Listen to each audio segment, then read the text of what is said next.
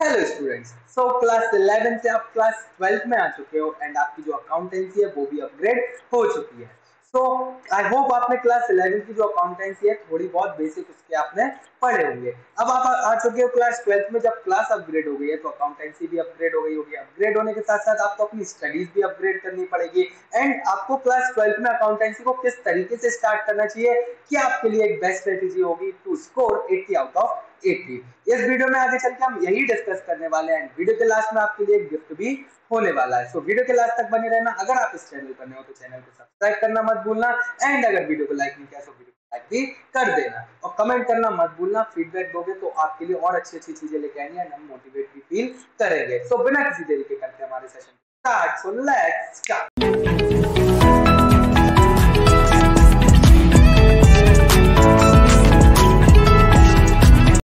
तो देखो, सबसे पहले अपने दिमाग से ये मिथ निकाल दो कि अकाउंट्स बहुत ही टफ होने वाली है।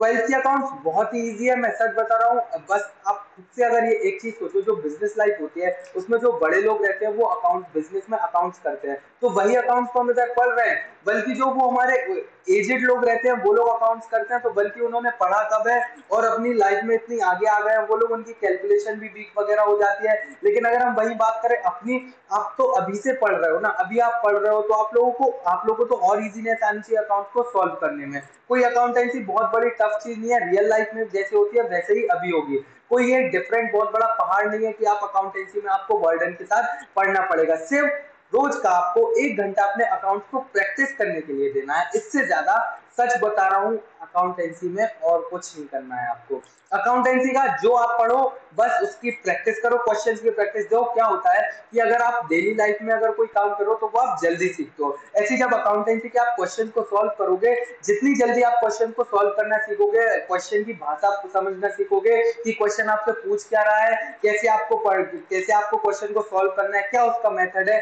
क्वेश्चन बहुत ही इजी आते हैं बस अगर आप क्वेश्चन को समझना सीख जाओ। और वो क्वेश्चन को आप समझोगे कैसे, जब आप उसको रेगुलर बेसिस पे क्वेश्चन को सॉल्व करोगे तभी आप क्वेश्चन की जो लैंग्वेज रहती है वो समझोगे। क्योंकि लैंग्वेज जो क्वेश्चन की रहती है ना, उसी से हमारे क्वेश्चन क्या बनते हैं, टफ बनते हैं। लेकिन अगर आप ये रेगुलर बेसिस पे अगर ये क्वेश्चन को पढ़ते रहोगे तो सच बता रहा हूँ अकाउंटेंसी बहुत ही इजी है। अगर आपने क्लास 11 में अकाउंटेंसी को नहीं पढ़ा है तो क्लास 12 में ऐसा नहीं है कि आप पढ़ नहीं पाओगे। बस थोड़ा सा बेसिक है, बेसिक अगर आप पढ़ लो तो इजीली आप क्या कर सकते हो, क्लास 12 की अकाउंटेंसी को आप पढ़ सकते हो। सो अगर हम हमारी अकाउंटेंसी की बात करें तो जो हमारी क्लास 12 की अकाउंटेंसी है वो हमारी 2 पार्ट्स में डिवाइड है।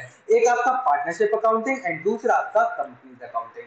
पार्टनरशिप अकाउंटिंग क्या होती है? पार्टनरशिप अकाउंटिंग आपकी पार्टनरशिप से रिलेटेड जितनी भी अकाउंटेंसी वगैरह हमारे ओरिजिनल तो नहीं, रियल लाइफ बिजनेसेस में होती है, वही अकाउंटेंसी के बारे में हमें पढ़ना है। और अगर हम कंपनी अकाउंटेंसी की बात करें तो कैसे इशू ऑफ शेयर्स वगैरह इशू होते हैं, डिवेंचर्स कैसे होते हैं, है ना, फाइनेंशियल स्टेटमेंट्स कैसे बनते हैं कंपनीज में, हमें वो पढ़ना है। अगर आप ये सोच के चलोगे कि अकाउंटेंसी में आपको मतलब आप ऐसे अपने आप को एक अकाउंटेंट मानो और उस टाइप से अपने आप को अगर महसूस करोगे कि आप किसी के हिसाब किताब देखो, आपका खुद का बिजनेस है, उसका आप हिसाब किताब लगा रहे हो, अकाउंटेंसी कर रहे हो आप, तो सच बोल रहा हूँ इंटरेस्ट भी बना रहेगा। ये सोच के चलोगे अगर आप कि आपके बिजनेस का ही ये काम है। तो बहुत ही बढ़िया एक इंटरेस्टिंग चैप्टर है, एक इंटरेस्टिंग सब्जेक्ट है आपका एक अकाउंटेंसी।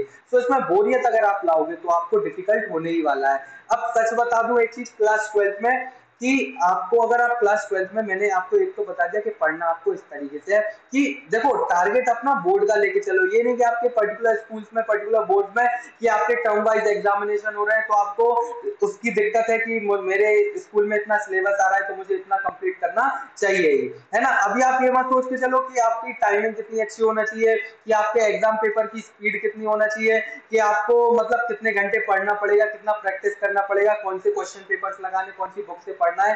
इतना सब कुछ अभी टाइम नहीं है आपका सोचने का। सिर्फ टाइम किस चीज का है? टाइम है आपका सिर्फ पढ़ने का। अभी अपने कॉन्सेप्ट को क्लियर करो, अभी अपने स्टडीज पे फोकस करो कि जिससे आप आपका जो मेन पार्ट है स्टडीज का वो आप कंप्लीट कर लो। क्योंकि इंपॉर्टेंट पार्ट अभी क्या है कि आपको कॉन्सेप्ट क्लियर होना चाहिए। यार जब पढ़ोगे ही नहीं तो प्रैक्टिस किस चीज की करोगे, क्वेश्चन पेपर्स कैसे सॉल्व करोगे जब आपके कॉन्सेप्ट क्लियर ही नहीं होंगे। और अगर मैंने आपको एक बात, अगर आपको अभी एग्जाम पैटर्न जो सीबीएसई के बच्चे हैं अगर उनको नहीं पता है कि एग्जाम पैटर्न में चेंज आया है थोड़ा बहुत, तो अगर नहीं पता है तो आई बटन पर अभी क्लिक करो तो आपको वहां से क्या एग्जाम पैटर्न में जो चेंज आया है थोड़ा सा, तो आपको वो पता चल जाएगा कि अब बोर्ड एग्जाम में पास होना बहुत ही इजी हो गया। इजी तो नहीं बोलूंगा, बहुत ही इजी तो नहीं हुआ, लेकिन थोड़ा रिलीफ मिल गया उन बच्चों को जिन बच्चों को डिफिकल्टी होती है लर्न करने में। अब थोड़ा हमारा क्या है, case study based thinking based question बढ़ चुके हैं। पहले 40% आते थे, अब आने लगे हैं 50%। मतलब आपका 80 मार्क्स का पेपर है तो 40 मार्क्स के आपके थिंकिंग बेस्ड क्वेश्चन आने वाले हैं। वो होते हैं ना हमारे रीजन असर्शन वाले क्वेश्चन, एमसीक्यूज आते हैं एंड जिसमें केस स्टडीज आती है, ऐसे क्वेश्चन। तो